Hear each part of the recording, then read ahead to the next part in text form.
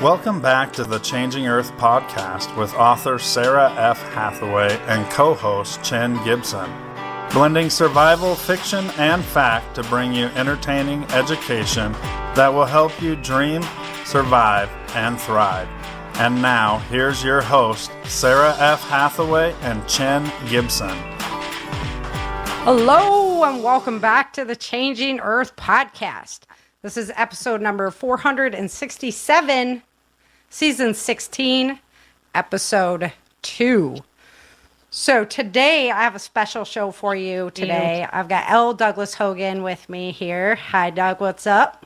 Hey, Sarah. Not much. How are you? I'm doing well. I've heard some feedback from the listeners how cool it is that I always have TJ on the show. So there you go. Oh, good. I'll try to keep up with it then. Yeah, there you go. I was listening to a little bit of yours and Ryan's new show before I had to take care of some drama in my life. And, man, you guys are sounding good. I think that's going to be an awesome team. Yeah, I'm looking forward to a bright future. Yeah, that was some good stuff. I'm glad you got hooked up with him, too. He's we really missed having him on the air. He's a good voice to have. I would have to agree with that. Yeah, he's good. Got a good podcast voice. Yes. Yeah, and I think the two different walks of life are really going to help out. So we were at prepper camp. I was going to come to your class on Sunday, and then everything got just thrown into everything got Mother Natured. Yes, Mother Natured. I love that. But I was like, when we get back, we are doing the class on survival martial law on the podcast because I do think that the relevance of me hearing this information and also the audience hearing this information, the timing right now is critical, in my opinion. So why don't you give us a little bit of your background other than the awesome voice of TJ Swenson and, how you've come to be so educated on this topic, how the relevance you have to speak to this topic. Sure. Well, let me see here. My life story really began on this topic back in 1992 when I joined the Marines and became basically a federal employee that was owned by the federal government. And anybody that's ever served in the United States military understands what life under the UCMJ, or Uniformed Code of Military Justice, is like. It's a very strict, separate set of rules that apply to military personnel that don't apply to civilians. For example, you as a civilian, while I was serving in the military, were under the civil criminal code, but I was under the Uniform Code of Military Justice, completely different, a lot more harsh. Okay, so I did that for 4 years as an infantryman.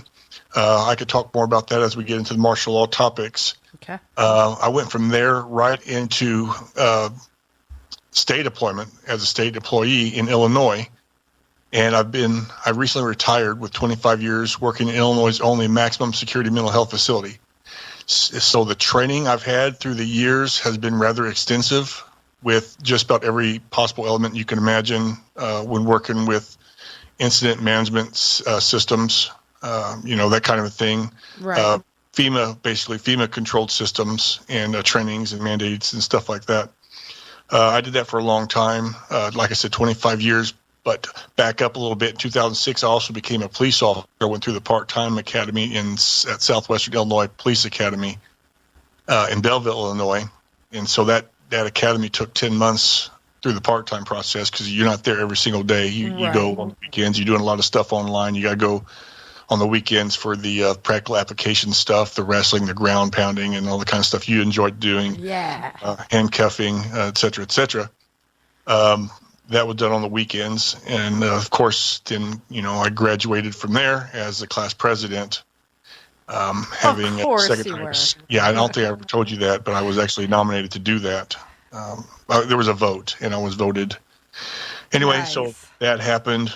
And so I did that from 2006 on through 2015, I think, when I became a supervisor for the state at the maximum security mental health facility.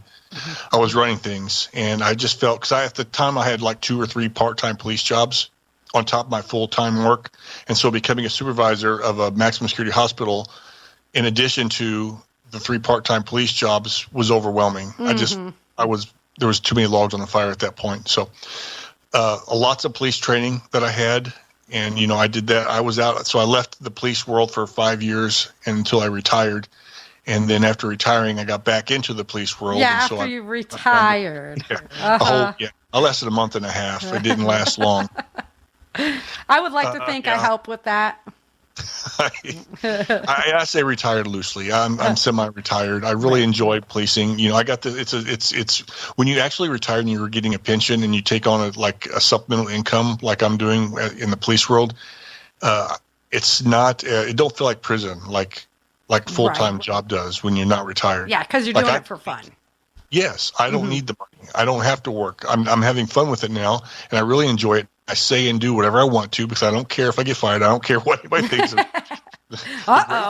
Don't do anything wrong in that county, folks. Right. Well, not in that regard. I'm very pro-Constitution. That's where I was going with this. I'm a constitutionalist. So I don't believe. I'm not a fan of big government. I believe that there's a need for a few agencies, but for the most part, I believe that that small government is beneficial and large government is overreaching and intrusive.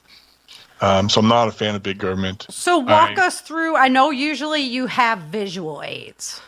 Maybe, I do. Yeah, maybe one day we'll have to do like an online class so we can show the visual aids. But walk us through some of that class content, best you can without visual aids. We've done lots. I was just going over some of my former episodes. We did the compass episode with no visual aids, so we got to be able to pull it off. Oh, I love compasses and land navigation, that kind of thing. Yeah, we can do it. But on top of that, I'd like to say, Sarah, that to your listeners, if they would subscribe, if they got a way to subscribe into you to a newsletter, that they do so. Yep. And I can get you a PDF version of this. Perfect. And you can include it in your newsletter. Okay. And so they can get the visual aids that way. Perfect. So everybody head on over ChangingEarthSeries.com. That's ChangingEarthSeries.com. Sign up to the, just become a member. It's free. And I'll go ahead and make sure that you get a copy of that out in the newsletter. Perfect. Two other ways they can do it is I'm about to do the same thing on my newsletter. So if they go to www.ldhogan.com and do the same thing, they can get it that way. And also if they want a handbook they can keep on them in their person, whatever, they can go onto Amazon and get the book, Surviving Martial Law, that way. Right. So this was a PowerPoint first. And going through the slides, I have one of my early slides is the who, what, when, where, how, and why, which is the fundamental questions, right? I mean, any time you go into any kind of situations, you want to know the who, what, when, where, why, and how of anything. Yep. So, in the class, I talk about martial law and the attempt to define it. I talk about who can declare martial law. I talk about the things that might lead us to suspect that martial law rule is imminent. I talk about what will happen when you hear the inevitable words of martial law, martial rule. It's interchangeable. When you hear martial rule, martial law, it's the same exact thing. Life under the military rule, FEMA, the Federal Emergency Management Act. Oh, yeah. Surviving under martial rule. Some shady things the government's been doing under the guise of quote unquote safety and security, and then dealing with martial rule, right? Because it's coming. It's not a matter of if it's going to happen, but when it's going to happen. That's scary. So where do we get martial law, right? The Constitution and martial law. It literally comes, and this is the entire section of it right here from the U.S. Constitution, Article 1, Section 8, Clause 15. That's a test question. Congress shall have power to provide for the calling forth of the militia to execute the laws of the Union, suppress insurrections, and repel invasions. That's it. And that's all where there they is. Get their total legal excuse to be able to pull this off. Yes, Congress shall have the power to provide for the calling forth of the militia, that's the military, right? Yep. To execute the laws of the Union. Here's when they can do it. To suppress insurrections and to repel invasions. That's it. There's no definition of what an insurrection is. There's no definition of what an invasion is. Now, we can assume we know what an invasion is, right? But an insurrection, we've seen in recent times, right, that the good guys could be called bad guys, the bad guys could be called good guys. There's a complete flip of the script here. Yep. Who defines what an insurrection is? It's whoever's in power. Mm-hmm. So we have Joe Biden And what happened on J6, 2021, right? Everybody's calling those people that, yes, it was bad. A lot of the stuff, the Constitution, the First Amendment of the Constitution calls for peaceful protests. It literally says that to peacefully protest, right of people to peacefully protest. You can gather, but you got to do it peacefully. You can't break glass. You can't go into places you're not welcome. You can't. That's illegal. You can't cause property damage. Right. That's right. That's all very bad stuff. That goes way beyond. People seem to forget that in June of that year, though, D.C. was on fire from protests. And that's just the thing. Whenever Manhattan was on fire, whenever Portland Chad, was on fire, they whenever took all over these the cities town. were burning down. Yeah. Well, nobody called that an insurrection. Nobody said anything that was peaceful protesting. You remember that? Yep. Yes. Well, they're here, fires burning in the background. This is just peaceful protesting. No. Yep. So there's no clear definition in the Constitution itself as to what martial law is. But here's something else. Here's a kicker. In 1946, the United States Supreme Court ruled that martial law carries no precise meaning. All right, and you guys can look it up. Whoever's listening to this, Duncan, and I can't pronounce this last name. It's Kahanamoku. I'm gonna try to pronounce it. Kohanamoku. Duncan versus Kohanamoku. 327 U.S. 304. Okay, you guys can go look that up. So they're basically saying in that because what was going on in 1946? Well, martial law has never happened in the United States, right? Now, you know what? I'm going to say that for just I'll get into that in a little bit. I was going to say that name sounds Hawaiian, so it is Hawaiian, and that it is Hawaiian. But we could talk about Hawaii in just a little bit because Hawaii was under martial rule for some time after Pearl Harbor attack. Mm-hmm. Okay. Now back up just a little bit because I don't want to get ahead of myself. According to definition, people, and we're looking at the Encyclopedia Britannica. They try to define what martial law is here. They say that it's the temporary rule by military authorities of a designated area in time of emergency when the civil authorities are deemed unable to function. Okay, so what they're saying is there's no civil courts available. No civil courts are open at this point, right? According to, and this is constitutional, and we'll get into that also in a little bit in a later slide. But according to the Constitution, there can't be any civil courts open or available in order for martial rule to happen. Okay, that's important for later. Okay. The legal effects, going on with the definition, the legal effects of a declaration of martial law differ in various jurisdictions, but they generally involve a suspension of the normal civil rights and the extension to the civilian population of summary military justice or of military law. That's Uniform UCMJ, Uniform Code of Military Justice I spoke of earlier at the beginning of this. It goes on, although temporary in theory, a state of martial law may in fact continue indefinitely. Now we're going back to who defines what an insurrection is, who defines what a rebellion is, what an invasion is. These are things that are defined by whoever's in power. So in that regard, it could be viewed as indefinite because whoever's in power right now may feel that, let's say, for example, not accepting an election outcome could be determined as an insurrection and rebellion. And so by that basis, it's lawful and constitutional to place the country under nationwide martial rule. Any questions at this point? No, and that's why I wanted to talk about this right now. Because it's getting crazy, and we saw what happened back in 2020 with the election results and January 6th and all this other stuff. 86 million votes. Come on now. Yes. Yeah. He scored way more than Barack Obama, right? You really believe that? Most voted for president. I mean, come on. At least Barack Obama was like turning them out at his conventions. And Biden's in his basement and he's the most voted for. I doubt Not campaigning. Yes. Yeah. There's a lots of shade, but nobody can say there wasn't voter fraud. I get tired of that argument that there wasn't voter fraud. There absolutely was voter fraud. There's plenty of proof of voter fraud. Right. However, there's no way to know because the courts aren't hearing the evidence. Right. Okay? And that's when you hear these political pundits go on the radio shows and they talk about well, there's no evidence. Well, no, there's no evidence because in order for the proof to be called evidence, it has to be first admitted into court, right? During the preliminaries, during the findings. And if it's not being admitted because the courts aren't hearing it, therefore there is no evidence. Right? Yeah. So it's a play on its semantics, really. But because of that, technically, no, there is no evidence of it.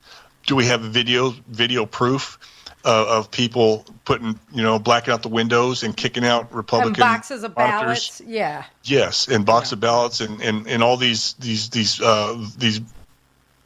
boxes being put, more people being counted than we have registered voters, for example. Yeah. Right. Just more. That's proof. Yeah. But since it hasn't been admitted into the court because the courts aren't hearing it, there's no evidence. Yeah. Okay, so Merriam, that was Encyclopedia Britannica. Now Merriam-Webster says something similar but much smaller. The law administered by military forces that is invoked by a government in an emergency when the civilian court enforcement agencies are unable to maintain public order and safety. Much So shorter. then I go on sweeter, to the next slide. What's that? Much shorter and sweeter, but same purpose. Yes. So who can declare martial law? Test question I asked earlier. Remember that? I read it to you earlier. I even bolted it as I said it. The people in power. The Congress. The Congress. Fair. The Congress is the most direct answer. All right, a constitutional answer. Mm-hmm. However, here's the issue: who is the commander in chief of the United States Armed Services? The president. The president is. And who does the military answer to? The president. Yes, the commander in chief. Nobody else. Can Congress agree to do anything these days? No. Absolutely not. So Congress occasionally lacks the competence to agree on bills, let alone something as crucial as what might be, considered or discussion on martial law. Right.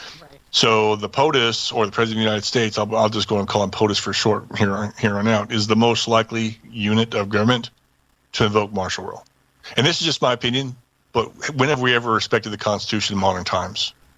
I mean, yeah, it's an outdated document. And then just because we've been friends for so long, I know about all them executive orders that you're probably going to talk about, and that scares the heck out of me. That's my books in a nutshell. Yes. Those are scary, and we will get to that for sure. But it's been said, that martial rule cannot be enacted while the civilian courts are operational. Keep in mind that civilian courts don't govern the military, right? Right. And it'd be the military that would determine when the civilian courts are safe enough to use. You see the catch-22 there here? Yeah. All right. Yeah. So in the event of martial rule or martial law, the military becomes the authority, and they're governed by the UCMJ, or the Military Code of Military Justice. We may believe that we can rely on our elected officials to keep things in check, but it must be noted right here that we've seen an influx of politicians with little to no regard for the law of the land, the supreme law of the land, right? The Constitution of the United States. Absolutely. And we'll cover some examples towards the end of the presentation. So I mentioned a while ago Pearl Harbor, right? So how many times has martial law happened in the United States? Well, martial law has only been enacted once in U.S. history.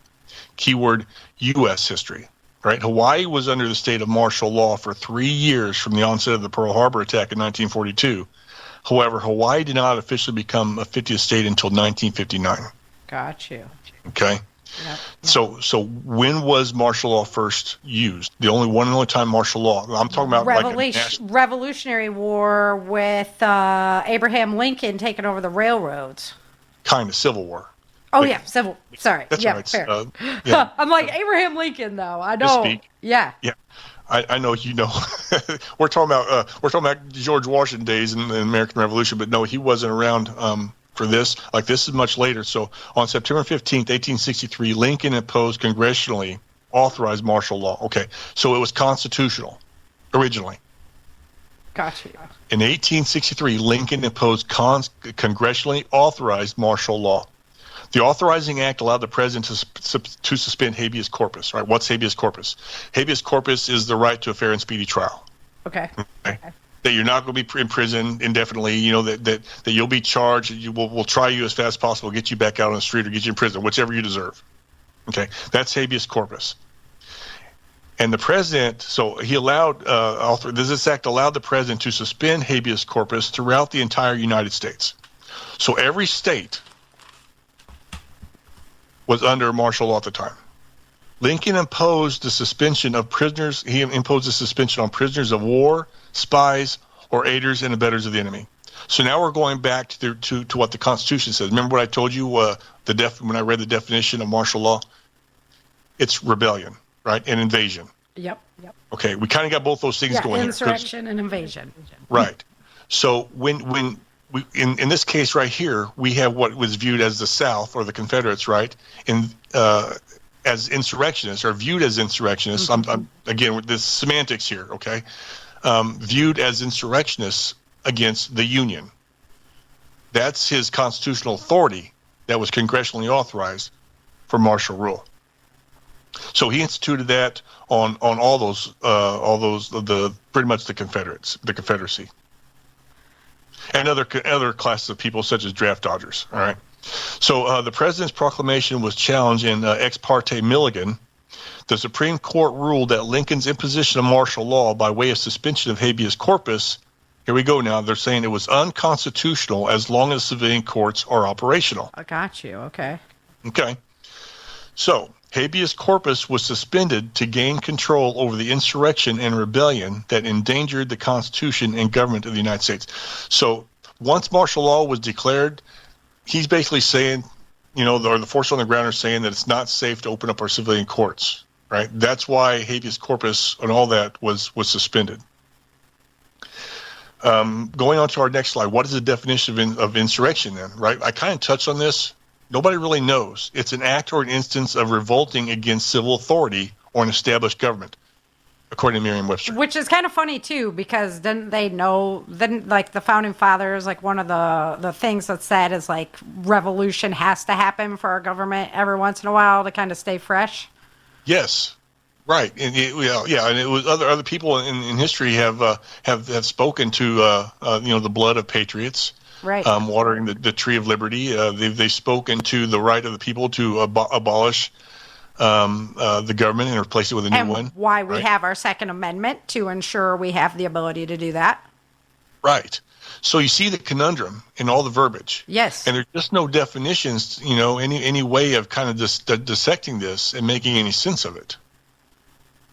Which is surprising because the people who wrote our Constitution were geniuses. Like they were all brilliants. Right. And they spent so much time fine-combing this to make sure it was just right.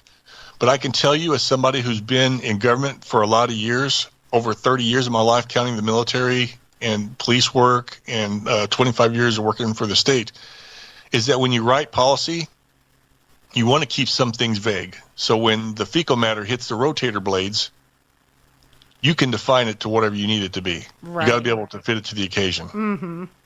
And that's just how it is. That's kind of scary in the same right. It is, exactly. So now let's now that we know a little bit about martial law, right, let's look at what can happen. And so the U.S. Constitution permits the government to declare martial law to suppress insurrections or repel invasions. So things that you can kind of start, things that can start a revolt against authority include, but are not limited to, things like widespread civil unrest. The things we saw, after the George Floyd incident, and who's the other clown that? There's a lot of. I'm brain farting right now. Yeah, there's been a lot of clowns along the way. Floyd I think it's actually his name somewhere in my slide. But anarchy, which most likely be called a national emergency, right? So these are the things that are vaguely defined in several executive orders, which we're going to see pretty soon. Well, but one of the most disturbing executive orders is Obama's. Even with the insurrection, sorry to interrupt you, but even with the insurrection and invasion, they could just be like, well, now all these illegals are here. It's an invasion. We got to do martial law. They could potentially, yes. I don't know what to think about that, because right now the left loves them coming in because they're getting votes for them. Right. But on the other hand, they could essentially call for martial law because of an invasion that they created by their own doing. Yeah. That's lock down the system and not have an election. Yeah, that's where my brain went. So yes, it's potential. The potential is definitely there. So, all right. So, I'm just going to glaze over briefly. Executive Order 13603, written in 2012 by Barack Obama. Just keep that in your mind, because we're going to talk about it in a little bit.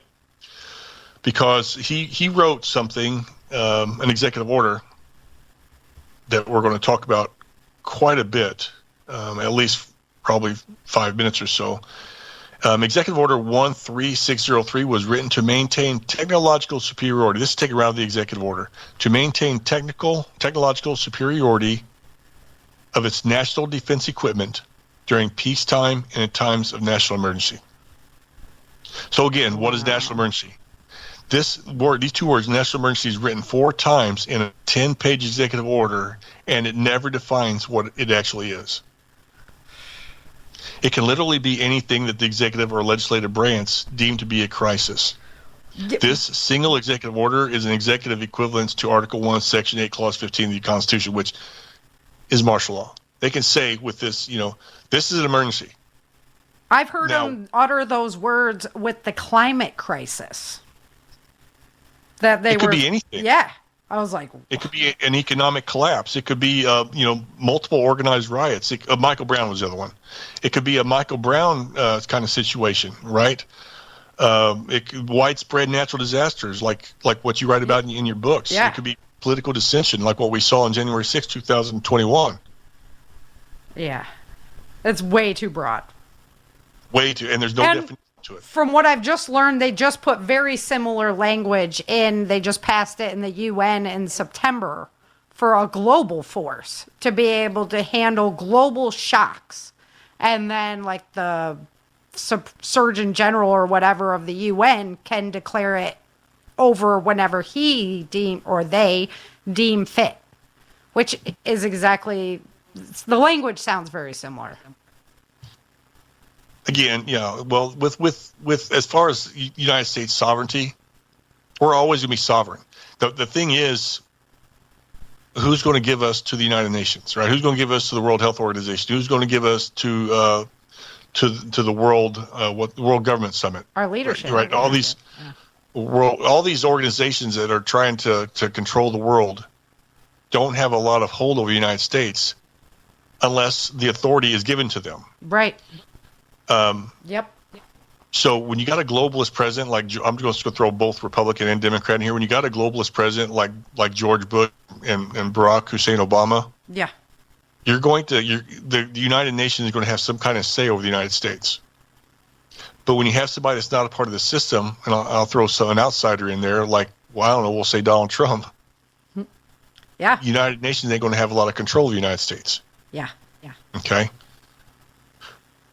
Some things that could that we could there's going to be precursors to martial law. So when you start seeing things like what I'm about ready, these bullet points kind of start to happen, which some of them have started to happen, you can kind of prepare yourself and understand that we're kind of getting close to martial law. Not to say that some of this bullet point might happen and there's nothing for a few years. You kind of cool your jets a little bit. But when you see these things in rapid succession start to happen over a short period of time, you can probably get ready for it to go down. Things like curfews. Curfews is the big one. When the government's in your town, or some authority, we'll just say some authorities in your town, and they're telling you to get in your home, that's a form of martial rule. And we kind of saw this in Tim Walz's state, right? During COVID. The police were running through the streets, screaming at people with their rifles, telling them get in their home, stay in their home. Right. Even though he might not have said the words martial law, that's martial law. Mm-hmm. Okay, and even though it's not the police, they've been imbued with supreme powers that surpass or supersede the Constitution. When that happens, you are now living under a uniform code of. Yeah, I would say COVID is probably the closest we got to actually being in a. I mean, everything. They were like, "No, you don't have a right to do any of that." Yes, with all the restaurants shut down and the stores shut down, and yes, it was like that, very close. But then imagine you're being told to stay in your home, or if you can, or you have to get a chit, basically a piece of paper or permission to go somewhere. And when you do, you can't go X amount of miles from your home. That's what it was like in the military. Yeah. If you want to go somewhere, you can't go outside 25 miles of your of the base or whatever. Yeah, no, that's China. China's got their Communists, apps. yes. Yeah. Exactly. Well, that's what martial law is, because in a communist country, Yeah, the military fair. is. Okay, fair enough, right? Yep. Travel restrictions, another one. Rationing of anything. Checkpoints is a big one. Censorship. We've been seeing a lot of censorship. Oh yeah. When you see the government, it's just censorship from social media by itself is no big thing. But when the government's telling social media to censor you, that's a violation of your First Amendment right. Yep. Okay. Excessive military operations in civilian areas. Jade Helm 15 was a big conspiracy theory, right? Yeah. It was a big, huge military, and there's been several since then. I don't know the names of all of them, but that was the most popular one because it was one of the biggest and the first. Right, where they were like in all the Walmarts, right? Yeah, well, there was several military branches over a large area, and I forget what state they were in. It was multi-state, I believe. Yeah, it was they were doing this multi-state. massive. And that's kind of a thing, because what would be multi-state like that? It was some kind of national crisis, martial law. Yeah. Rapid inflation, we're seeing that right now. Unusual government purchases, we've seen that in the past, buying up all the ammunition, right? So these people that are producing ammunition, they're buying it directly from them, and then your rural kings, Walmart don't sell it no more. Right. During COVID, or whenever that was, we got they stopped supplying it on their shelves. Yeah, 22 ammo was gone for a long time, and really we've been dipping in 5.56 again. I mean, it's back now, but it just happened again recently. Is Walmart even selling ammunition anymore? Not my local I don't know. Walmart. I don't buy it there. I'm in Texas, so we've got options. I'm a Rural Kings guy. I like going to Rural King and buying their ammunition. Yeah. We've got a couple local Unusual stores. government purchases, increased regulation. We live in a regulation nation. Oh, And when you see across the board, federal regulations increasing, we got some problems, because we're still a country of states, and each state has its own constitution. And so this is what I was talking about earlier with overreaching government. The government should not be writing laws for everybody. There's some federal laws, but they should be far and few in between. Did you see that the Surgeon General came out and said that parenting is bad for your health, and so the state should just raise your children? Of course they should. They don't sound Right? communist at all. Not at all. That's socialistic if I ever heard of it. Yep. Marxist at its core. Yeah. But those are the kinds of precursors. They're very good indicator that you may be under an impending state of martial law. I would expect that such things would be done to avoid it. Some things would be done to avoid it, but the reality is that they violate basic human rights and the American spirit, which by default is one of rebellion. Amen.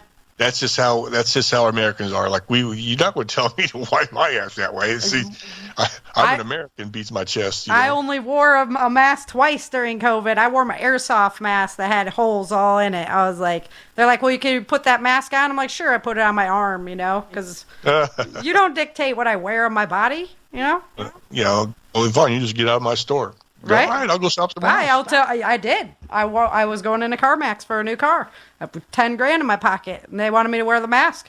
I said no, and so they threw me out. And I said, "Cool, I'll go buy some car someplace else."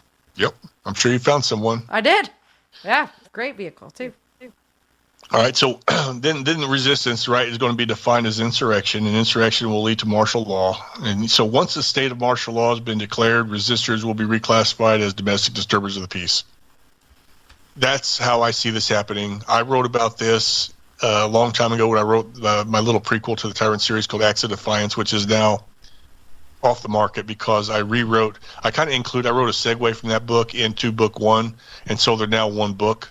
Oh, gotcha. Cool. But cool. yeah, so Tyrant, The Rise, this whole process is in there, of course, with fiction characters and stuff, but they're good books. I highly recommend them, guys. If you're looking for more books, yeah. I don't read very many other fiction novels because I don't want to clutter up my brain. But That one is one I read, and it was good. You could pretty much know that any patriot or any conservative, anybody that is Constitution or pro-Constitution, will be labeled a domestic terrorist. Mm-hmm. You know, it doesn't matter if you know that you don't know how to make pipe bombs, you never blow anything up, you never shot anybody, you don't have any plans, you know, no blueprints. You see what I'm saying? Just that ideology makes you dangerous. And Barack Obama started something a long time ago, and I honestly can't remember the name of it. I think I wrote it. I can't remember if I wrote it in Surviving Martial Law or Oath Takers. But basically, every veteran that's ever served is red taped. Yeah. As a potential threat, as a potential disturber of the peace, or it's not worded that way. Yeah, because they have the oath to the Constitution and not to the government. Right. And we've also trained, and we've been places and seen things and been a part of things that your normal civilian hasn't done or been part of or witnessed. We have a very, in the words of Liam Neeson in Taken, a very specific set of skills. Right. And that to a Marxist or to somebody that's communist or socialist would be deemed as a threat, because they don't want anybody to rebel against the rights. I would argue that Christians would as well, because we take our orders from God and Jesus and not from a government. You will be recategorized. Yeah, you'll be categorized as the domestic disturber. Yeah. Yeah. All right, the executive orders. We are now to that slide. Bring them on. I'm good at these. I don't know the numbers, though. For sure. All right, so a lot of these were written by John F. Kennedy because, well, he was a Democrat. The best way to know how likely it is to happen during martial law is to look into a few executive orders that were written by previous U.S. presidents. A lot of these, like I said, was written by John F. Kennedy. Let's start with the executive order that was written in 1962. Executive Order 10997. Basically, this says that in the event of an emergency or national crisis, all these are in the event of a national crisis, which again is not defined, that the government can seize all electric power, all petroleum and gas, all solid fuels, and minerals. Executive Order 10998, same thing, national crisis. The federal government can seize all food resources, farms, fertilizers, facilities. Okay. Executive Order 10995. The executive, or the federal government, but it's pretty much the executive, can seize all telecommunications management, which is anything, right? Phones. At the time, there was no internet, but any kind of means of communication. Oh, man. Executive Order 10999. The federal government in national crisis can take and confiscate all transportation, the production and distribution of all materials. Of all materials? That's just Yes. kind of blanket out there? The blanket word. Absolutely. Back to my policy comment earlier, I said, right? You want to leave it as vague as possible. Yeah. Because the material could be anything that the government needs. Yeah, wood, whatever, everything. Yep. Executive Order 11,000. Manpower management. This is about your story, the things that you write about. Mm-hmm. All right, what is that? It's a labor force. Manpower management is a sweet word for labor force. Yep. And had that system pretty much collaborated by too many people in too high of government positions for my liking. Yep. Executive Order 11003. The federal government can seize all air travel, airports, and operating facilities. Executive Order 11,004. Housing and community facilities. So basically, no more Fourth Amendment, right? No more right to privacy because they can seize your home. It says housing, so anything that you live in. It could be a trailer, it could be a house, it could be a motorhome, apartment. Yeah. Anything that you live in, it could be your camper. It's housing. Crazy. And community facilities, so an entire town, right? Right. Yeah. The high schools, the rec centers, anything like that. And that's all for John F. Kennedy. So let's look at now 1969. Richard Nixon Executive Order 11490. He's like, hey, Nixon, Kennedy, you forgot something very important, that the federal government can seize, or that the federal departments and agencies will control all U.S. citizens, churches, and businesses. Huh.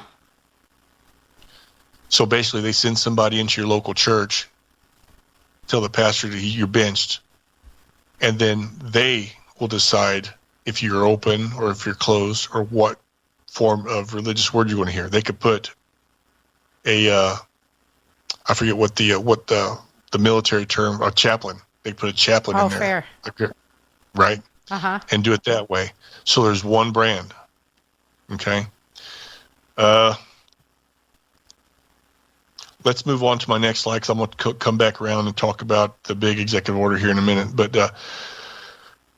when this executive order of Obama's first came out, 13603, I went Googling for it because it sounded so conspiracy theory to me that I almost didn't believe it. And at the time, I didn't know how left-wing Snopes was. Oh, yeah, fair. So I just want to tell everybody that's listening to this, if you go to Snopes and try to do a fact check, you might as well go to CNN, MSNBC, ABC. It turned out that there was like this guy's hookers running it. Honestly. Well, they were in deep with the Clintons originally. Yeah. Friends of the Clintons, friends of Hillary. They're big donators to the Clinton Foundation. So they're in the machine. And so they're going to spin the wheel, the great agenda wheel, whatever it may be. So if you're expecting to go to Snopes and find fact, you might as well go to Babylon Bee and find a nonfiction story. Right.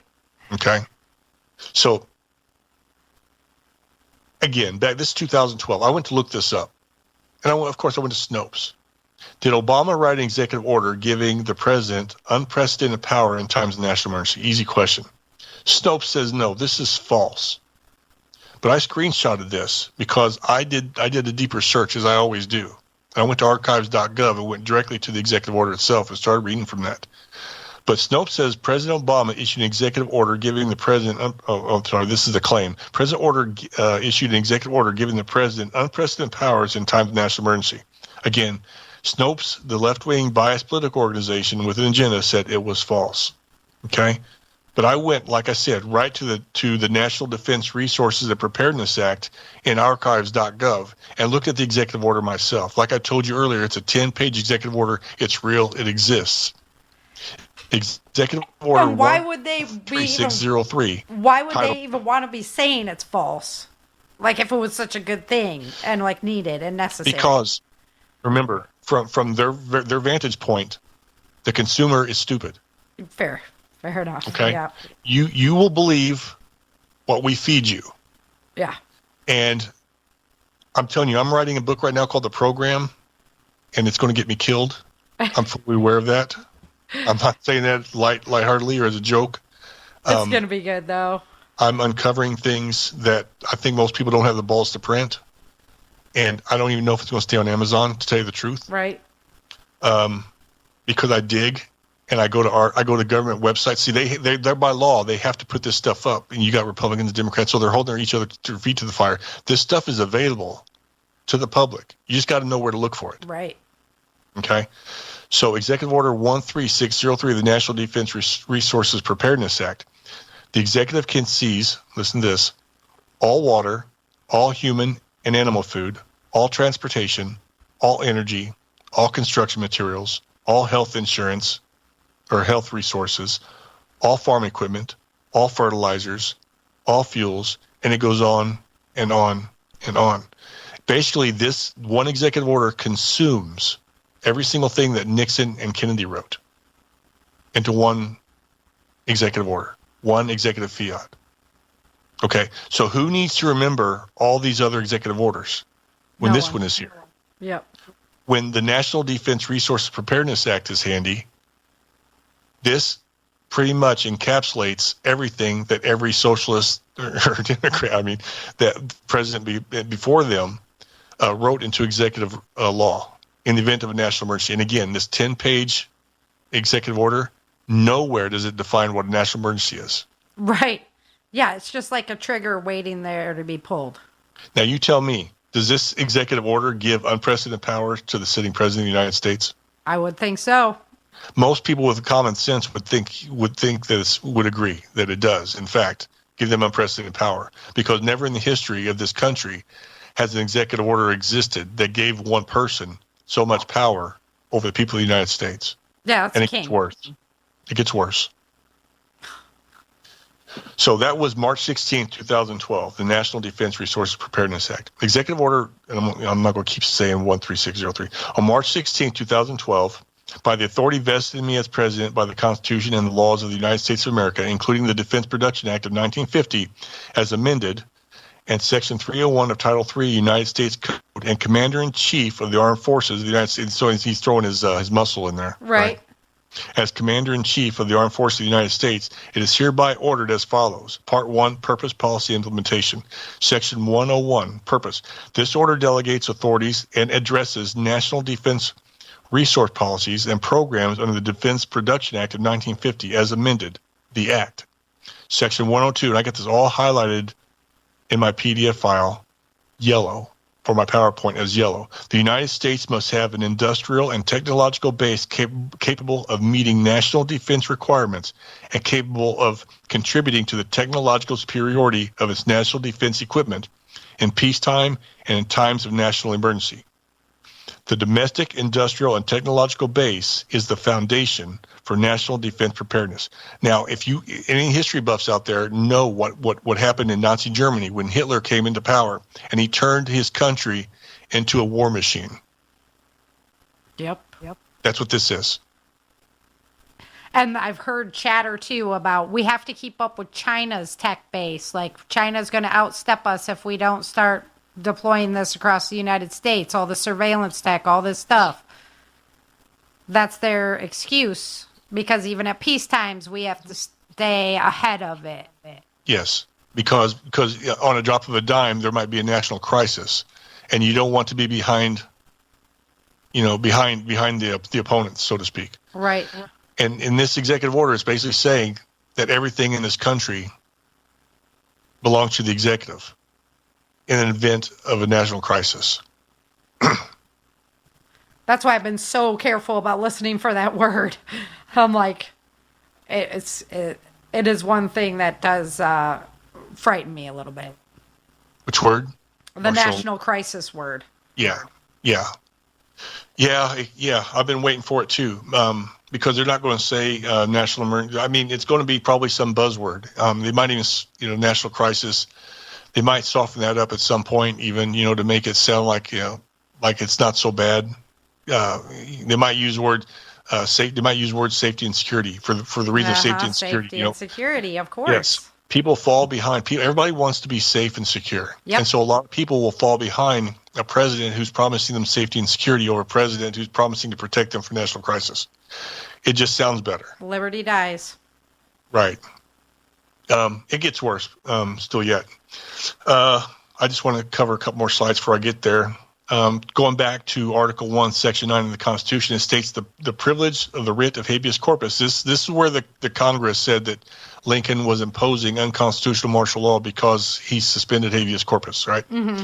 Article 1, Section 9 of the Constitution states the privilege of the writ of habeas corpus, persons arrested to be brought before a judge, shall not be suspended unless when in cases of rebellion or invasion the public safety may require it.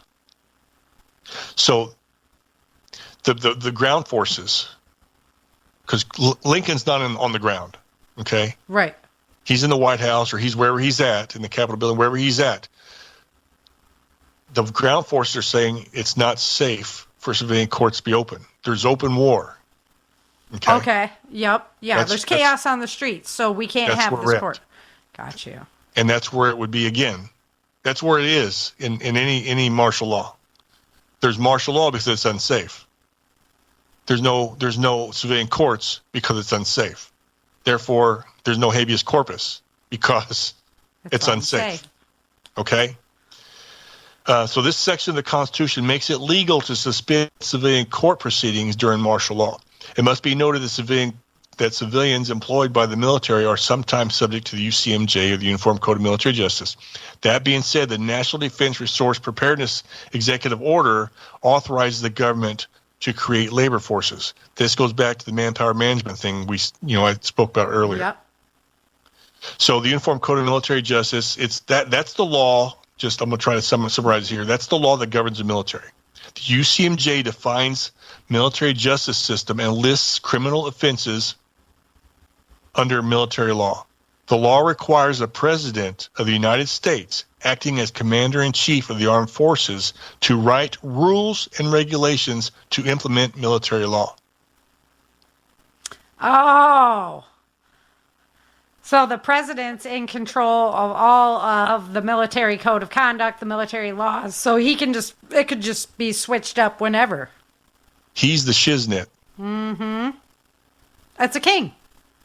Yes. And yes, I'm going to talk a little bit more. I'm going to go into more depth here. The Uniform Code of Military Justice, again, this UCMJ 64 Statute 109, 10 U.S. Code, Chapter 47, is the foundation of military law in the United States. UCMJ applies to all members of the uniformed services of the United States. Okay? And trust me, it's severe. And I'm going to get back to some of that stuff here, but I want to first talk about what to expect during martial law. Because I got kind of a balance to my slides as I move through things. What to expect. So the suspension of many rights, such as habeas corpus, right? Your Sixth Amendment right, you can expect that right to be gone bye-bye. Unreasonable searches and seizures, right? Your Fourth Amendment right to privacy. Mm-hmm. Bye-bye. Your freedom of association, your First Amendment, basic human right. Bye-bye. Freedom of movement and curfews, that's a basic human right. Bye-bye. Confiscation of firearms, right? Your Second Amendment. Removal from property. That's a Fourth Amendment violation. You have a right to be on your property, a right to privacy. Right. Gone. Confiscation of food and water supplies. Again, a basic human right. Yeah. Detainment, possibly indefinite. Again, that's kind of the same thing as the habeas corpus, the suspension of habeas corpus. But life under UCMJ. Okay. The Uniform Code of Military Justice applies to all persons of the military and some civilian personnel employed by the military.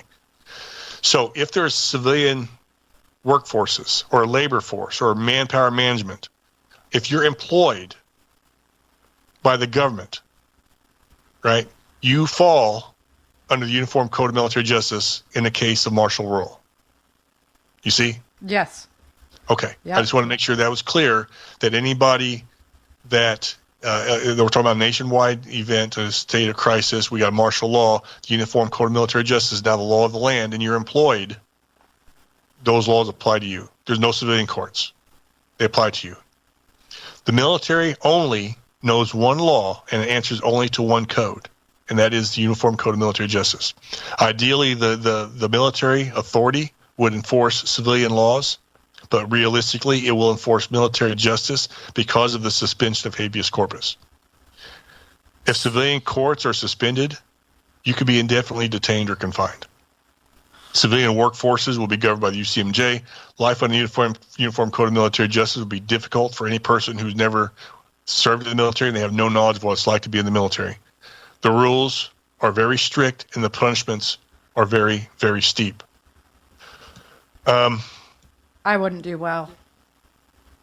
Well, no, and that's not an insult. It's a good thing because you bleed red, white, and blue. Yep. You're an American and you're rebellious by nature, and you should be. I mean, that's how we are as a people. Right. But let's look at some things here. Right now, we got, for example, open rebellion against authorities. Okay, capital punishment crimes. These are capital punishment crimes in martial law. Open rebellion, the death penalty.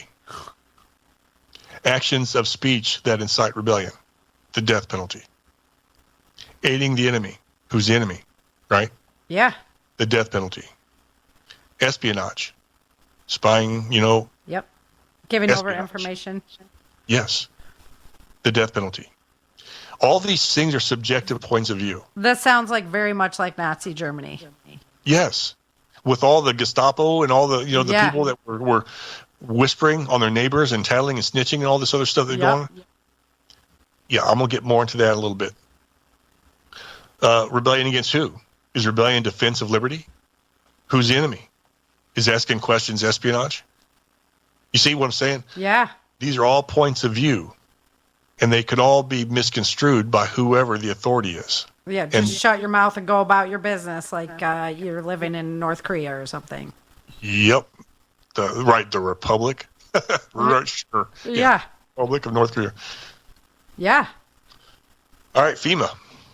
I used to think that FEMA was a fairy tale a long time ago, and lo and behold, it's not a FEMA, because you hear all these scary tales about FEMA. FEMA is a loosely organized agency. It's garbage. It's crap, as we found out here recently with Hurricane Helene. They have been on the ground, as we found out from some of our contacts in North Carolina, and they are in fact collecting contributions, but they are in fact not distributing the contributions. They're locking them up. Yeah. Okay. And I have dug up and found out why in my research in writing the program, why this is so. And I found in their I got to dig up my phone here, their goal, if you go to their website, you can actually dig it up and look for yourself. But they have on there their goal. Let me find it here. It ain't too far away.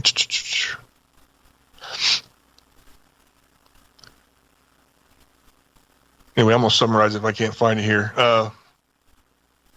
They basically say, oh, here it is. They basically say, it says goal number 1, to instill equity as a foundation of emergency management. Now, DEI has embedded itself. Oh, my gosh. In emergency management situations. So I heard that was coming because freaking Kamala always talks equity, not equality. Equity, not equality. Okay, yes, and there's a difference. Here's equality, right? You're what? I'm not making fun of your height. What are you, 5 foot? 5 foot. You're 5 foot. Gosh, that's short. Shut I'm 6'5". Here's equality. Here's equality. You get a box so you can see higher, and I get a box so I can see higher. We each got a box. That's fair, right? Right. That's equal. You got a box, I got a box. In her world, you get 3 boxes so that you're as tall as me. Right. That's her world. So in looking at this, goal number 1, instill equity as a foundation of emergency management. What is FEMA doing collecting all these donations, but not distributing the donations to the people in the ground in North Carolina that need them? They're distributing them to the illegals. Thank you. Yep. I believe that. Do I have evidence of that? I do not. No. But all last year... But they're all in control. The same person's in control of both of them. All last year, FEMA funds, DHS gets like $20+ billion a year. And a lot of that gets allocated to FEMA for emergencies.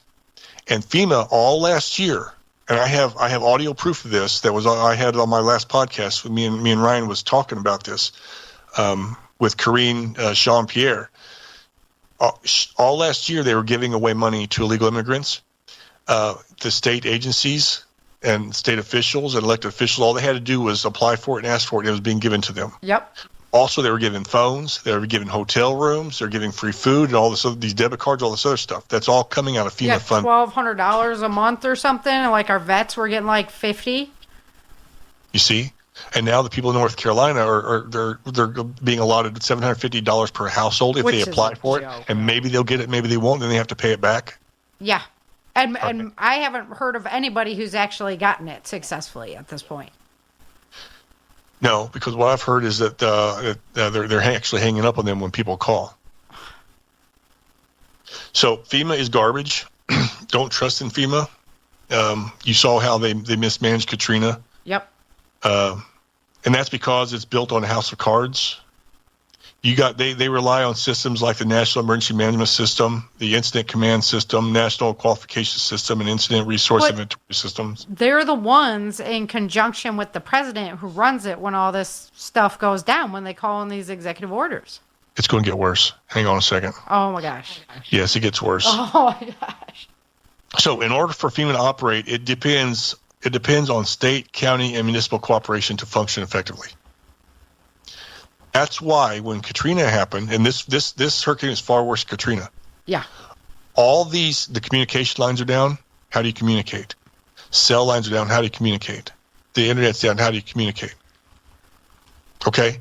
There cannot be an effective cooperation when there's no means of communication. Right. And that's what we ran into with Katrina. Not only that, but when you got so many hands in the cookie jar, nobody knows who's doing what. Yeah, they sit and argue about it while towns burn down. I've watched it happen from an insurance point of view. The bureaucracy and the red tape in government. Yeah. And I've served on every level. I didn't tell your listeners, but I was a sheriff's deputy too for a couple of years. So I was a municipal police officer, a sheriff's deputy on the county level, a state employee on the state level, and a federal employee in the military. I've worked every level of government, and I can tell you that this is like this across the board. There's a lot of confusion, a lot of hands in the cookie jar, and there's always groups of people say, well, what are we doing? Right. What's the next play? And nobody has the answer because nobody wants to be held accountable. So there's no decision making. No decision making. All right. It also lacks financial backing, as we saw here with North Carolina. Where did their FEMA funding go? Yeah. Hold on. To Ukraine? Well, that was last year. Well, to the illegal immigrants. I don't know. I think it's a separate fund going to United Kingdom or to Ukraine. To Ukraine. Mm-hmm. Let me tell you something else I recently dug up. Kamala Harris has been touting recently, like within the last couple of weeks, that the Republicans are refusing to pass the FEMA funding. Okay, the House Republicans. Uh-huh. The House Republicans passed it. 219 yays out of 237 or something, 234 seats. It passed overwhelmingly in the House back in June. Uh-huh. All right. Now we're talking about fiscal year 2025. So this went into effect, or would have gone into effect, in October 1st. The reason why it hasn't is because who's in charge of the Senate? The Democrats right now. The Democrats are sitting on $22 billion. Oh my gosh. And who is the chairperson of the Senate? The Vice President of the United States. Kamala. Kamala Harris. Oh, wow. It gets deeper. Her husband, Doug Emhoff, Yep. has huge shares in BlackRock. BlackRock. Mm-hmm. Who owns quite a bit of Piedmont lithium. Yes. They mine lithium. Which is disgusting. Everybody, if you don't know what lithium mining looks like, you better go check it out. It is gross. It's a metallic. It looks almost like lead. Yeah. And the leach fields, like miles and miles of leach fields of this disgusting process going on. And that area in North Carolina is one of the richest deposits of lithium in the world. Yeah. And what do we need that for? Green energy. Right. And I've heard that BlackRock already purchased one of the mountains that is affected. Yes. I think it's Black Mountain. King Mountain, I think it's. Yeah, I can't remember those. It's the mining company anyway. But also there's quartz under there. Yeah, which is another needed field for the semiconductors. It's also needed for artificial intelligence AI chips. Yep. Which, again, we're going now. I don't want to get too much off. Yeah, fair enough. We're in the tinfoil hat zone. But we're in the back of the book of the Revolution. I'm sorry, the Book of Revelation chapter, like the back of the book stuff. Yeah. All right. Back on what we're talking about here. Okay. FEMA. Okay. FEMA lacks financial backing. You can see that it's not even responsible, and they're always taking from Peter to pay Paul kind of a thing with FEMA. Mm-hmm. Because how do you predict when an emergency is going to happen? You can't. So and they anybody don't have steady that's funding. Yeah.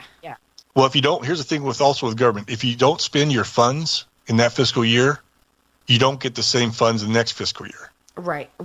So by giving it all away to legal immigrants, they can say, look, we spent all $20 billion. Okay, here's the other $20 billion for the next fiscal year. Oh, that is so okay? true.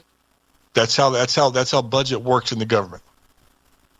Okay, so in the event of martial law scenario, it's likely that the federal government will move to make leadership and organizational changes necessary to operate on a wide-scale basis.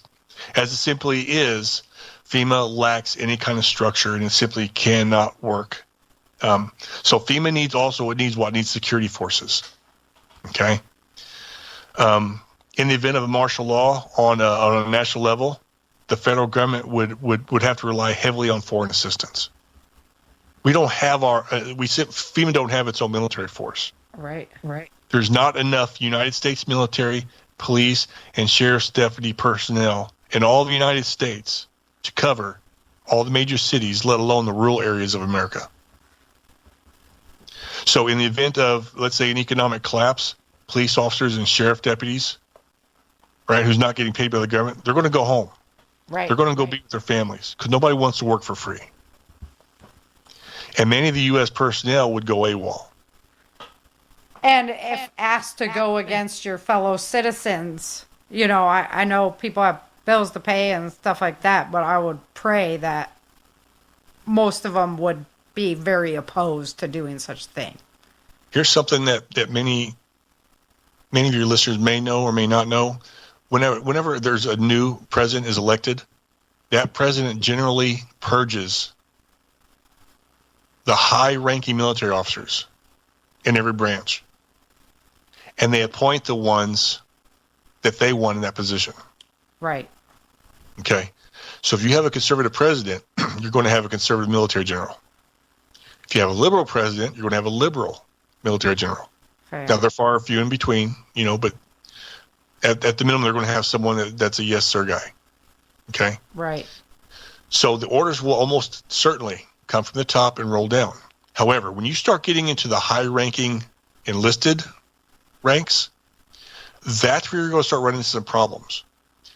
Because you're going to have your gunnery sergeants, your master sergeants, your first sergeants. I mean, you're talking about guys with years of military service who are very red-blooded, very patriotic, and very I love the military. I love my country, and I love the Constitution. I swore an oath to it, and it's an oath that never ends, kind of a thing. Right. There will be rifts. There's going to be rifts amongst in the military. This happens in my Tyrant series. Not to give away any spoilers, but you have rifts with force on force kind of a thing. Right.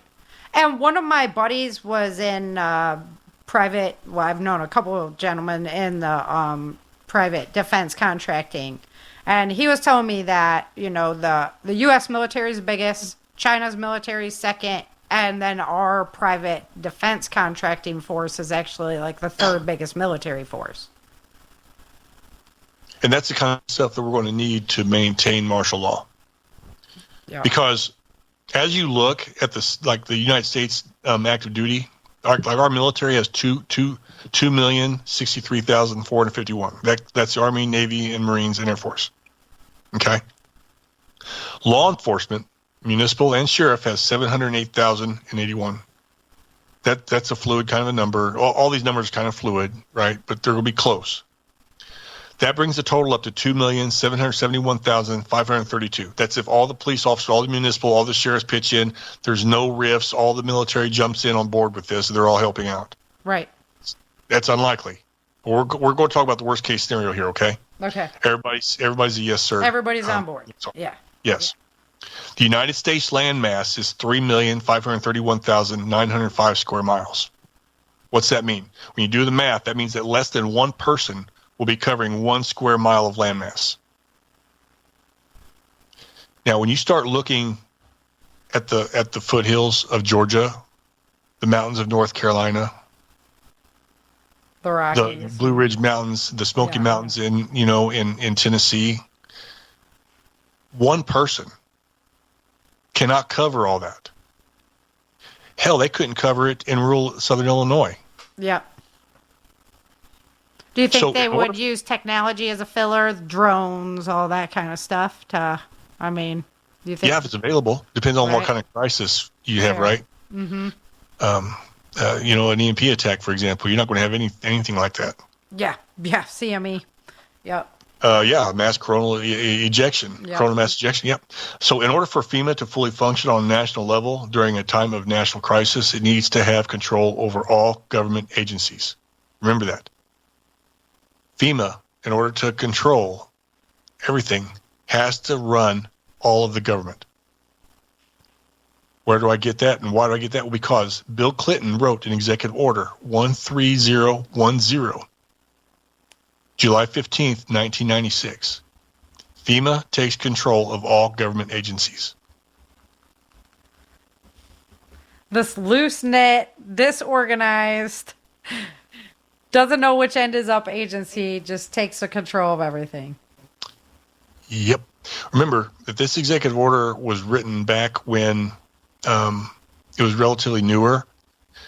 And, people have high hopes for something like this. They want to see, I want to see stuff like this succeed. Always the best intentions. The road to hell is paved with good intentions. Yes, but here's the problem. Our government has been doing all these agencies have been doing the inverse of everything that these agencies are designed to do. They're doing the absolute opposite of what they were designed to do. And that to me is scary. Yeah. More so than I could imagine, because it's allowing, I call it the filth, the grime. It's allowing that darkness and destruction to just drip all over everything. Well, think about it. FEMA's they're inflaming disasters by not helping, by not distributing the goods that are being donated. The Department of Defense is issuing stand-down orders to most of the people that are capable and well equipped that's coming there to help their citizens.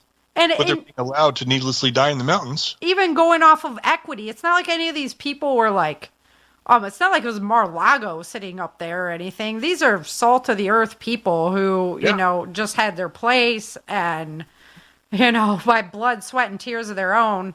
And so if you're looking at like redistribution of equity, they're definitely on the list to receive rather than be screwed over by their own government. Well, in Kamala Harris's eyes of equity, they're at least American citizens, and they have more than the people that are coming in with nothing. Fair. Just trying to see this. I don't believe that way she does. I'm just saying that's how she thinks. That's how she thinks of it, right? The FDA authorizes poisons, and they're banning medicines. What happened when COVID came out? They took out, they got rid of ivermectin. Everything that helped with COVID, they took it off the shelf. The CDC causes diseases, and they spread and distribute misinformation. Homeland Security's in facilitating invasions. The FBI instigates insurrection and hides evidence. I mean, you see what I'm saying? It's the inverse in every single one of these agencies. Top down, it's upside down. Yep. All right, let me see here. So, since martial law is about control, we must learn to make that system work for us, right? So it's a good idea to have an alternate, and we've talked about this kind of stuff before on older podcasts that we've done before. You've talked to me before about like patrols and stuff like that. In a martial law situation, it's a good idea to have an alternate location for food caches, for example. Yep. Something away from the home. Don't blaze a footpath from your home to your supply cache, right? Only acquire food from off-site locations when necessary. Right. Don't go out. In other words, if you got a nice supply of food somewhere that's off-site, don't go there every single day. Yeah. All you're doing is opening up. First of all, you're making a trail, right? You're making a path that's going to be visible, and it's going to be seen. Secondly, you're expanding the possibility for liability of possibly being caught. Right. The fewer times you go out, the least likely you're going to get caught. And you better be in those food lines that are going on in town. Because if they see you're not in that line, then why are you not in the line? Why aren't you there? Does he or she have, do they have food? What are they hiding? Right. Yeah.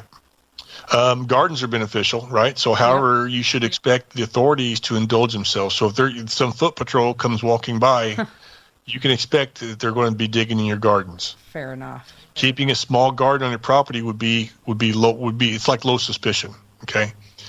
If there's absolutely no food to be found in your home or on your property, they're going to know that you're concealing it somewhere.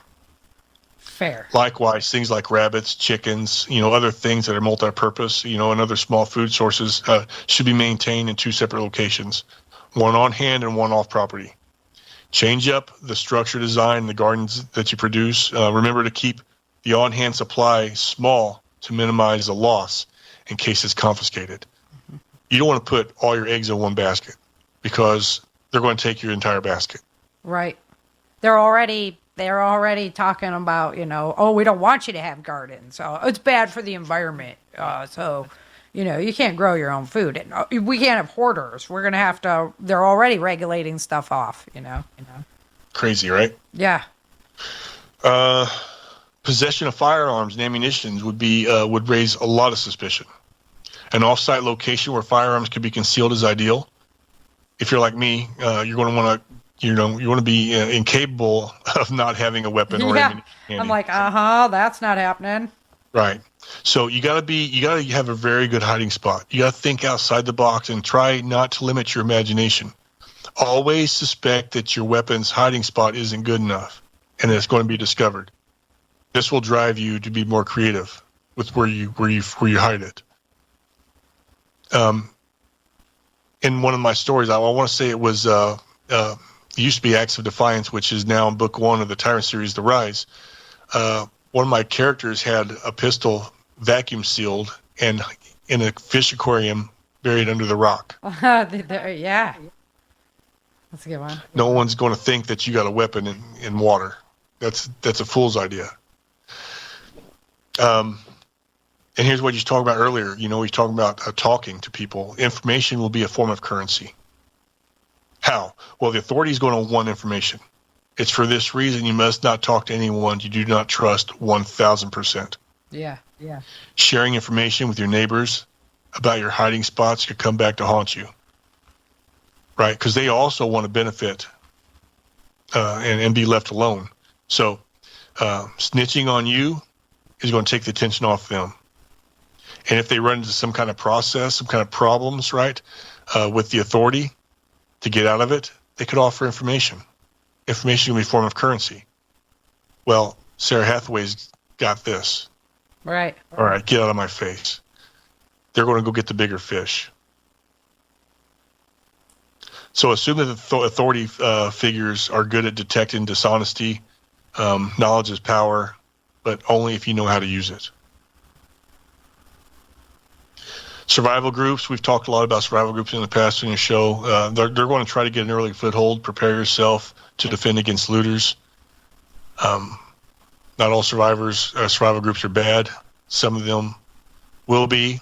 But they're all made up of people, and people are Fickle. like any other group. There's going to be 10%, right? Yeah, They're just cockroaches. Yep, and they're fickle. Yeah, right. So just don't assume, this is a good group. Somebody in that group is bad. Yep. I guarantee it. They're just doing what they're doing to stay alive. But the moment they can take advantage of something, they will. Do what you're told when the authority tells you to do it. Some exceptions apply, of course. You'll know when it happens. I can't sit here and play what-if games all night long. Fair enough. But trust nobody and remain cautiously optimistic. That will be so hard for me to do what you're told when you're told. Yes, but you got to remember that this can't last forever. Fair. No martial law. Neither one of the martial laws. One martial law in the United States on American citizens, and the second one, against non-citizens, being a non-state, Hawaii. So twice this has happened in our country. They didn't last forever. Just endure it for as long as you can and try to get through it. Back to my bullet points. Try to store medical supplies in a cool, dry place. Avoid temperature extremes and hiding your medicines. Yep. Too cold, too hot. Either way, it'll ruin your medicines. So the question comes up, well, do I resist or do I submit? Again, we can't play what-ifs all day long, but the answer depends on the authority force, right? So if one authority figure is by himself and he comes to your property, knocks on your door, and demands something of you, what are you going to do? Are you going to comply? Well, it depends on what he's asking. Well, if you decide not to comply and you look out the door and he's by himself and you take him out and you bury his body somewhere, what have you done? Who sent him there? A larger force. Exactly. That's exactly what I told the guys at Prepper Camp. If you take out this one soldier, somebody sent him to you. Like, no military person is rogue. Nobody just goes out on their own. Right. They're sent. They all have marching orders.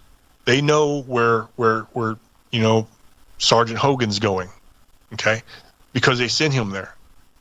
They sent him to that landowner's property over there, the Hathaway residence, and now he hasn't returned, and so more people are going to come, and now you got a problem. Big problem. Stockpile bartering goods that serve dual purposes. We're talking about multi-purpose things like alcohol. You can drink alcohol. You can barter alcohol. You can use it as disinfectant. It burns. Yep. Multi-purpose stuff. Other things that are high value, things that that maybe you can barter that are not multi-purpose. Toilet paper. Oh my gosh, I can't believe that one. Toilet paper burns. Yep. Sure. But use it to wipe your butt. Inmates use toilet paper. They wad it up really, really tight. Don't even go in there. Oh. No, I'm saying it lights for a long time. Oh yeah, fair. If you can dip it in petroleum, that will burn for a very long time. Mm-hmm.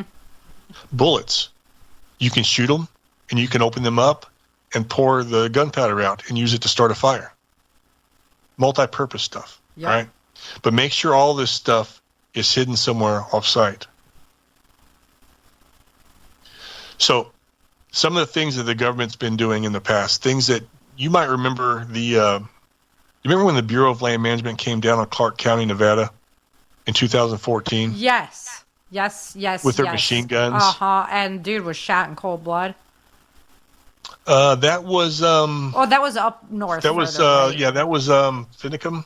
Yeah. That you're right. That was different. BLM land argument. I'm sorry. Yeah. I'm getting them confused.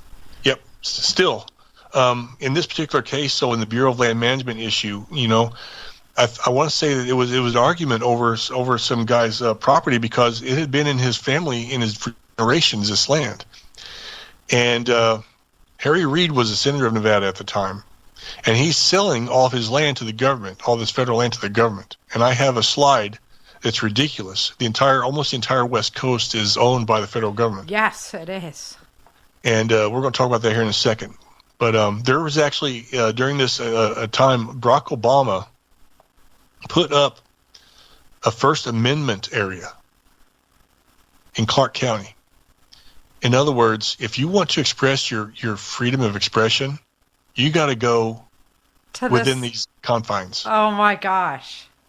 I got a picture of this on my slides. So when you get the PDF down the road and send it out in your newsletter, it'll be there.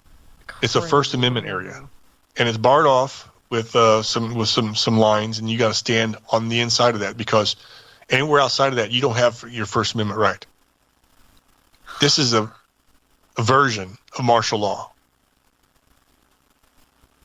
They call them free speech zones. Yeah, no. So what else do we see? Like moving on into the future. In 2020, we began to see unprecedented amounts of censorship on social media. Yeah. Moderators called fact checkers were hired to ghost any narratives that were counterproductive to those being served by the CDC and the World Health Organization. Yeah, that's when I got nuclear launched off of those platforms. Well, me too. And I lost several thousand people. Yeah. People are reluctant to come back and follow you again. Each time I've been banned off social media, it's more difficult to get my people back because they don't know if it's like a fraud thing now. Yeah, like it's I already followed account. Yeah. I already followed Hathaway, so that's obviously that count there is obviously, you know what I'm saying? So Yep. And come to find out, I was right about every single thing that was anti-COVID that I ever posted. Every single bit of it. Yeah. The masks, praise God, right? The masks, the 6 foot social distancing that was made up. Yep. The immunity. If you take this shot, it'll keep you from spreading it, and you won't be able to contain where that. it came from, where it originally came from, all of it. Yes. A bat. Come on, really? Yeah. This thing was not created in nature. It was manufactured in a lab in Wuhan, China, and we now know that. Yeah, 100%. But back then, the agenda that was being pushed by the left was quite different, and you're not allowed to go against the narrative. Remember, you're stupid. You're going to drink the Kool-Aid that I serve you. That's how the government operates. 100%. But if you are smart enough and wise enough, you know where to look and how to search and do your own homework, you can figure this all out yourself, which is why Obama also wanted to control the internet. You remember when that was going down? Yep. Nobody should have that much access to that much knowledge. No, and now He's they like, they "Not like mine." are data harvesting big time. Yes. So all the land, all of Nevada, probably half of California. There's other states over there that are almost entirely red. This is also in the slides, and you guys can look at it. Article 1, Section 8, Clause 17 of the United States Constitution, it gives the authority of the government. The Constitution gives the government authority over land for erection of forts, magazines, arsenals, dockyards, other needful buildings. That's basically military stuff. Okay. That's the only reason, constitutionally, the federal government should own land. They should not own parks. They should not own reserves, right? Right. This is all constitutional. Crazy. Right. And all this happened on the Bundy Ranch in 2014. Harry Reid's old state. It's almost all gone. He gave it away probably to China because China owns all of this federal land, right? Yeah. Yeah. Sadly enough. Right. So, what's China done for him then? Pat his pockets. Good enough Back checks. I watched a Chinese professor that was like, "Oh, it's easy with Americans. If they don't, then you just add another zero to the check till they say yes." Yep. Have you ever heard of the Utah Data Center, aka the Domestic Surveillance Directorate? I haven't heard the technical name, but I knew about the data center. Well, I heard this is the baby of the Patriot Act. All right, George H. Yep, that Bush makes sense. Okay, so and again, when I built this PowerPoint, I thought it was the only one. There are now dozens of them all across the country. And if you go to the Utah Data Center or any Domestic Surveillance Directorate and read their about link, their vision, their values is very interesting. I'm going to read it for you here, but you guys can read it later also. Okay. This is about the Domestic Surveillance Directorate. The men and women of the Domestic Surveillance Directorate, together and individually, act for one thing and one thing only. Here we go. We act for the good of the nation. Each employee takes a solemn oath to support and defend the Constitution of the United States against all enemies, foreign and domestic. Our vision, domestic information dominance through responsive presence and network advantage. Here's the crazy part, our values. For us, collaboration is built into the very fabric of who we are, a component of both the U.S. Defense Department and the U.S. intelligence community. We also partner with other federal agencies to safeguard our national security. Domestic surveillance is a team sport. No one organization has the resources to do the job alone. Do you believe that? A team sport. A team sport. How warm and fuzzy. That we get everybody reporting in. So, and here's how it works. Here's how the UTC works. So you go onto a website, all right? You browse, you find what you're looking for. You do an internet search. You call Doug Hogan on his phone, all right? You jump on Skype. You call Doug, you call Ryan, you call Brock, you call whoever you're doing on Skype, okay? Right. Then you go into your emails and you send some emails out. Then you jump on your cell phone, you send some text messages out. Hey, are you still up for the podcast tonight? What are we talking about? Oh, we're talking about surviving martial law. All right, I'll be there. All right, then you jump on your credit card. You make an online purchase at Amazon. You buy some Gadsden Culpeper flags because you think it's really cool. The Second Amendment, you love the Second Amendment, right? You're a fond supporter of the Second Amendment. Right. Okay. All your financial information, all your legal documents, all your travel documents, all your health records, every site you've ever visited, all the cookies, all the internet searches, all the people you've ever called, all your contacts on your phone, all your Skype contacts, all your Skype emails, all your Skype conversations, everything, all your text messages, your cell phone contacts, it's all recorded and stored right here in this data center. All right, so they collect it automatically. And we're supposed to have a right to privacy? Well, here's the thing. They're not reviewing it. Oh, so it's just still there private. If they need it. Yes. Yeah. So right now it's stored. They're respecting your privacy, okay? But down the road, okay, because there's this spinny wheel thing where they match it, they store it, they match it, and they share it. So if you're communicating with Hibab Jamal Jabal Abdullah or whoever,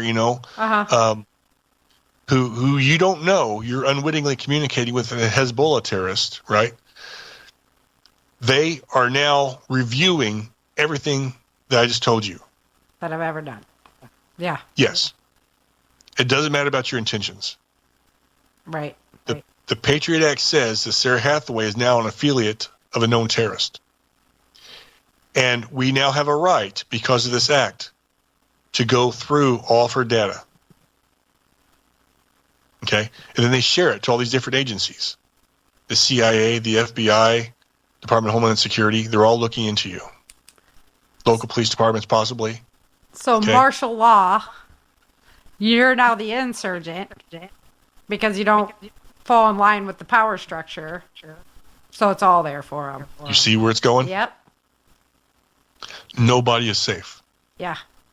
Nobody.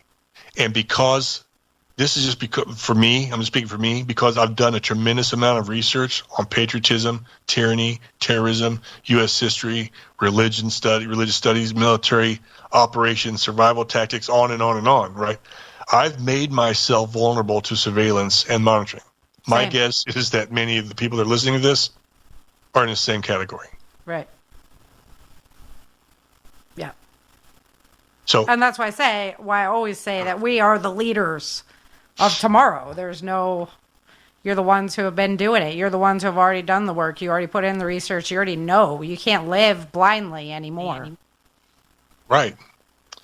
And that's why it's important. Like I'm not trying to make a buck off my book. But people need a copy of this because I've done all the homework for you guys. I do encourage you to go and download it, print it up, do what you got to do to get it into some kind of paper format where you can have it, throw it in your go bag or whatever, just something. So what did Doug say again about, gardens, it's good to have this kind of stuff handy. And, so however you want to do it, I would recommend it. I got like 3 slides to go. So I want to move on here. Yeah. Let's get her done. So we're already like an hour over today, but that is okay. Like I told you, I was like, I'm bringing you on. We're going to do the show. Like we're going to go through it because this is just too important to worry about a time frame. It's a matter of when. Yeah. So we're powerless to prevent martial law, right? So the question becomes, then, how do we deal with it? Well, our focus must be to learn to deal with martial law instead of preventing it, okay? The totality of circumstances should be thoroughly weighed out before responding to it. For example, consider the area affected. Is it a small area, a big area? What forces are involved? Are they domestic or foreign? What situation gave rise to the martial law? You see, there's a lot of components here that got to be weighed in with the decisions that you make. That's why we can't what-if this thing forever. Right. Fighting against the authority is a bad idea unless you have an army. Do you have an army, Sarah? Nope. I don't have an army. That's why we have to comply the best that we can. Fair. Okay? Outright hiding's not a good idea either. Because martial law lasted for 2 years during the second half of the Civil War and lasted 3 years in Hawaii after the Pearl Harbor attack. Can you imagine hiding for 3 years? It could be done. Yeah. But it'd be rough. Right. You're going to be like out in the woods because they have surveillance everywhere. Right. People think about living off the grid in these type of situations, but consider the consequences if you and your family are discovered by foreign forces. Yeah. Right. You violated are you a rebel now? Are you an insurrectionist? Right. Because you're growing your own food? Yeah, because you don't want to be a part of the new world order. Right. So you're an insurrectionist, a domestic terrorist. Okay. So we must be wolves in sheep's clothing if we're to survive martial law. Living in open, undetected, is the best means of survival. But never, under any circumstances, surrender yourself to boarding or check-in terminals. And I got asked this question at prepper camp. Why? And I talked about it a while ago. How many of us have read the back of the book? We're not talking about martial law. When you start checking yourself into terminals and places to board, what do you think they're going to stick in you? Again, I'm worst case scenario Whatever here. they want. And if you want food, you're going to comply. Yep. That store that you talked about, going to pick up your food. What if they say to you, "Hey, we've changed our policy. You got to take this now." Yeah, in order to come in and get your food. You walk away. What if they chase you? What if they detain you? You see how fuzzy this can get? Yeah. It can get Big extremely time. hairy. Really fast. Yes. So the moment you see like checkpoints being set up and all these kind of boarding things going on, all the hairs on the back of your neck should be standing up. Right? Or like the literally the refugee camps in my books. Yes. They can do And whatever. it's not, we used to think some of the stuff that we lived through in the last 4 years was science fiction. Yeah. But look at what happened. It really did happen. I mean, those children's lives are affected forever. The children that were Have to wear masks in schools and all that. Right. Yes, the PTSD from those kids. Oh, Lord. Yeah. Limit your movement to foot unless it becomes absolutely necessary. Transportation will be controlled and fuel will be confiscated. So what if they see your vehicle driving down the road? Right. You see? Yeah. How do you have fuel? Yes. And what do you do? Yeah, exactly. It'd be prudent to consider siphoning the fuel from your vehicles or vehicle, whatever, to prevent it from being taken or destroyed. Bury canisters off your property somewhere inconspicuous. That'd be my recommendation. 2 more slides. Do not dress in camouflage clothing. Right. It's just a bad idea to give the authority the impression that you're anything more than a cooperative civilian. What do you look like when you dress in camouflage clothing? You're a militant. Yes. Or you're going hunting or something. Either one you're not supposed to be doing because remember, at this point you're relying on the government. The government's the daddy. Your daddy now. Yep. And they get, they're the You don't almighty. want to look like a soldier. Yep. You don't want to look like a militant. You don't want to look like any kind of rebellion or insurrectionist. You want to look like a cooperative civilian. So dress in your dad clothes. Maintain a low profile and do not attract attention. You don't want your name to become known unless you want attention, right? Yep. Listen, don't talk. Information can save your life. Be smart with the information you collect. Attacking a supply convoy that was discussed in your presence will draw the authorities back to you. Make sense? Yes, it does. If you're talking about something, you were there, like Hathaway was there when we were talking about this, and then all of a sudden it gets attacked. Yeah. Who attacked? Well, I might have a good idea. Yeah.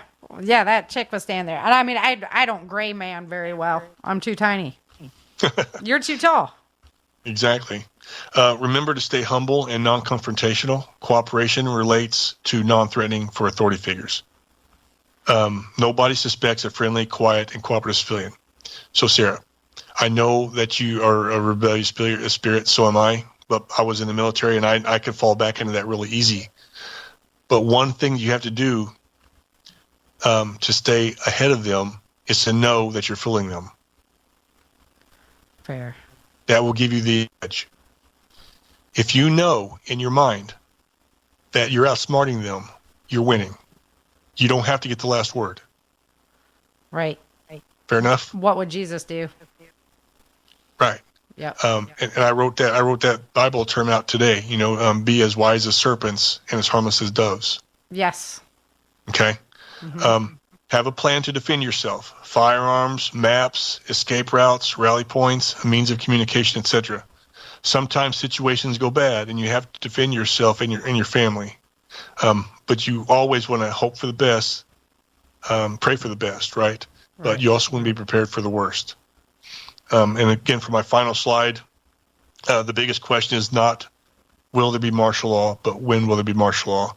In arguments before the court, the Council of the United States spoke to the question of what is martial law. Martial law, it was argued, is the will of the commanding officer of an armed force or of a geographical military department expressed in time of war within the limits of his military jurisdiction as necessary demands or as necessity demands and prudence dictates, restrained or enlarged by the orders of his military chief or supreme executive ruler.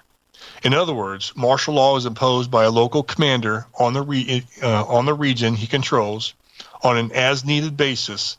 Further, it was argued the officer executing martial law is at the same time supreme legislator, supreme judge, and supreme executive. As whether or not it is infringed and the extent of the infraction, he alone can judge, and his sole order punishes or acquits the alleged offender. And that's from Constitution.net. Oh my gosh. Isn't that like Judge Doom? What was that? Arnold? Not Arnold. I am the law. Yeah. Yes, with not Rambo. Sylvester Stallone. Stallone. Yeah.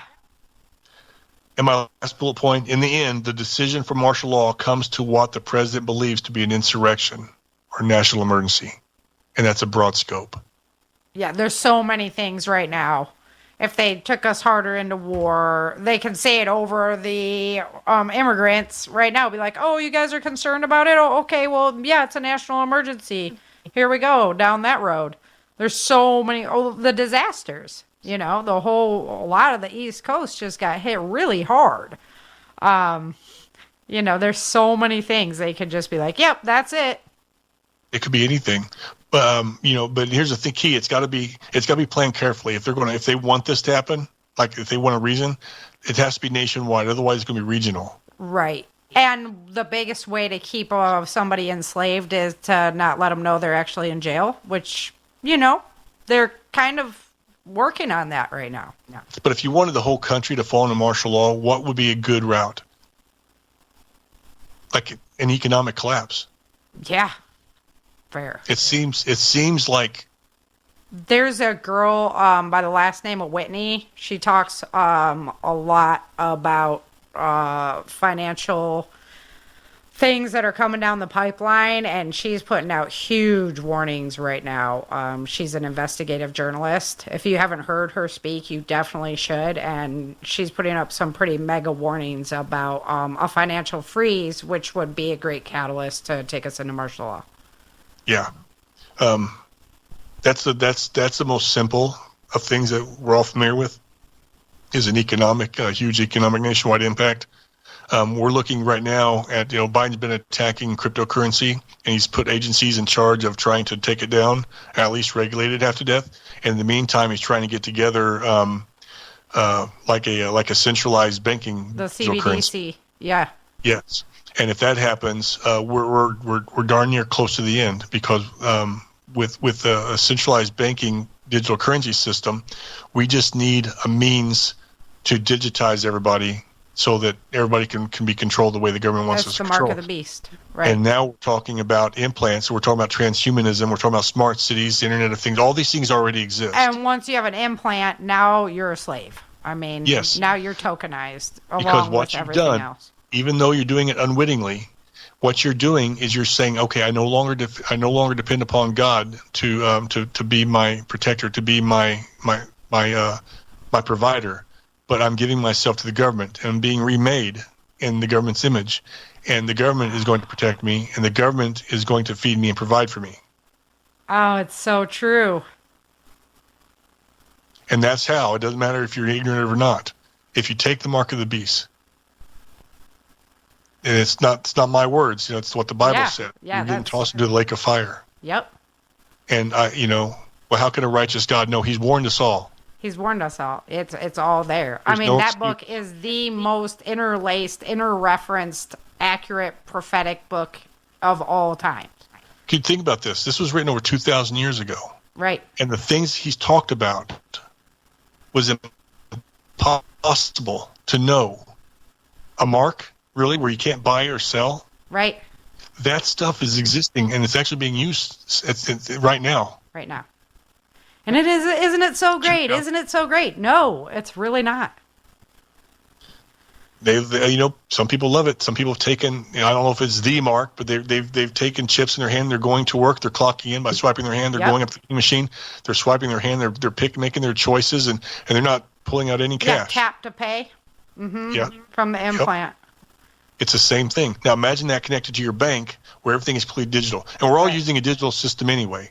Right. How often do you deal with cash? Well, and they were saying, okay, so Americans are so don't want to give up their cash, so they're talking about putting a chip within the dollar bills that could literally shut that dollar bill down.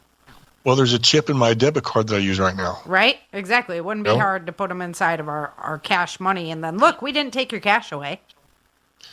Now, so people are like, well, how's it going to work? Let me explain real quick, because I know that we're short on time, but the system is already in place. When you go to any store and you pick up a product, you look on it, you see a barcode. There's numbers on that barcode. The scanner scans it, all right? That number tells the scanner what the product is and shoots the information to the server. The server's got all the information about that product in it, and it records the time of the purchase, what was purchased, who purchased it, at what time, everything. Right. That's for Now- That's for inventory. Yes. So they can keep it. But you're going to be in real inventory too. You're going to be in inventory too. When you Yes. get this mark, there's going to be a number assigned to it. The Bible says the mark of the beast, right? That is the number of his name. Behold, is a human number. And it was 666, right? He said 603 score and 6. That's 666. Right. That's going to be the number of his name. So everybody's worried about they're getting 666. You're not going to actually have 666 on you. You're going to have a number assigned to you. And the number, so that when they scan you with this RFID, it's going to be an RFID chip. They're going to use a reader to scan you, and your body produces electricity already. So Right, you're going to have this internal antenna inside this little microchip. It's got a number assigned to it. That's going to, when they scan it, it's going to energize just a little bit with the body electricity that you already have, electromagnetism,